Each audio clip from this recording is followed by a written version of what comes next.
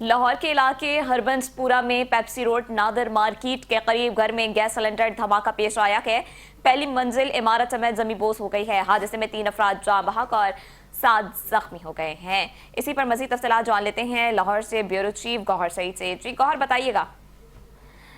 ठीक है, गौहर सईद से अभी हमारा राब्ता जारी है। लाहौर के इलाके हरबंसपुरा में पेप्सी रोड नादर मार्केट के करीब घर में गैस सिलेंडर धमाके से पहली मंजिल इमारत समेत जमींदोज हो गई है। हादसे में 3 अफराद जाँ बहक और 7 जख्मी हो गए हैं।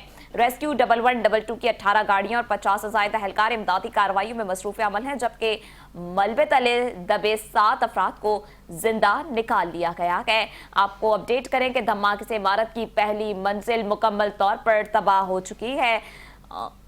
इसी पर मजीद बात, लाहौर के इलाके हरबंसपुरा में पेप्सी रोड नादर मार्केट के करीब घर में गैस सिलेंडर धमाके से पहली मंजिल इमारत समेत जमींदोज हो गई है।